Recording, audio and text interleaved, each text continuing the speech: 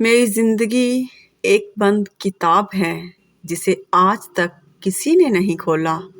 جس نے کھولا اس نے پڑھا نہیں، جس نے پڑھا وہ سمجھا نہیں، اور جو سمجھ سکا وہ ملا نہیں۔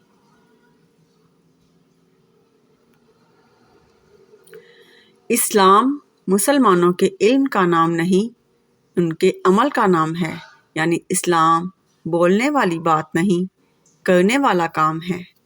حضرت واصف علی واصف رحمۃ اللہ علیہ۔ زندگی میں دو لوگوں سے دور رہنا، ایک مصروف اور دوسرا مغرور، کیونکہ مصروف اپنی مرضی سے بات کرے گا اور مغرور اپنے مطلب سے یاد کرے گا۔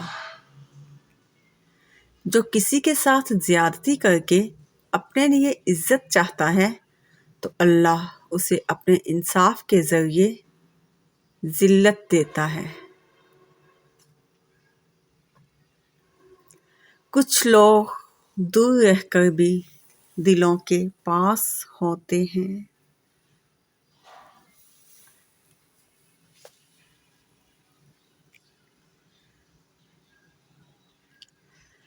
جس انسان میں ذاتی صفات نہ ہوں وہ اپنے لباس سے لے کر اپنے مکان تک اپنی ہر شے کی تعریف چاہتا ہے۔ حضرت واصف علی واصف۔ بدبخت نظاروں کا متلاشی انہی بدبختیوں کا حصہ بنتا چلا جاتا ہے۔ حضرت واصف علی واصف۔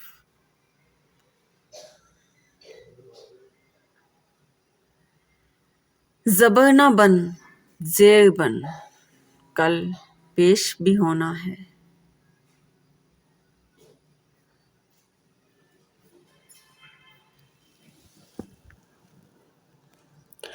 علم نگاہ سے ملتا ہے، کتاب سے نہیں۔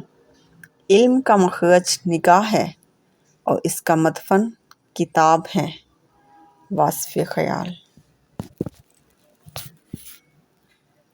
حضرت علی رضی اللہ تعالیٰ عنہ نے فرمایا، اگر میری زندگی میں دکھ نہ ہوتے تو میں اپنے اللہ کے ساتھ دعا کا رشتہ کیسے نبھاتی۔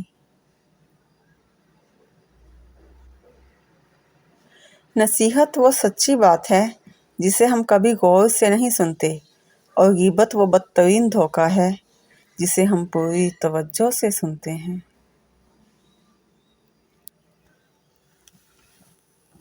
ایک پیارا سچ، جو انسان ہر وقت سب کی خوشی چاہتا ہے، سب کے بارے میں اچھا سوچتا ہے، سب کا خیال رکھتا ہے، وہی انسان زندگی میں ہمیشہ سب سے اکیلا رہ جاتا ہے۔ پریشانی میں مذاق اور خوشی میں طعنہ مت دو، کیونکہ اس سے رشتوں میں موجود محبت ختم ہو جاتی ہے۔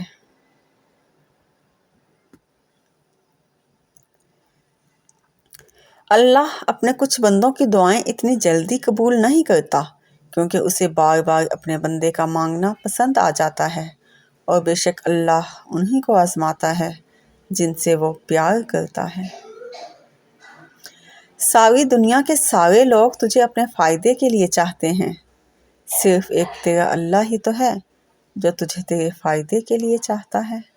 حضرت علی رضی اللہ تعالیٰ عنہ۔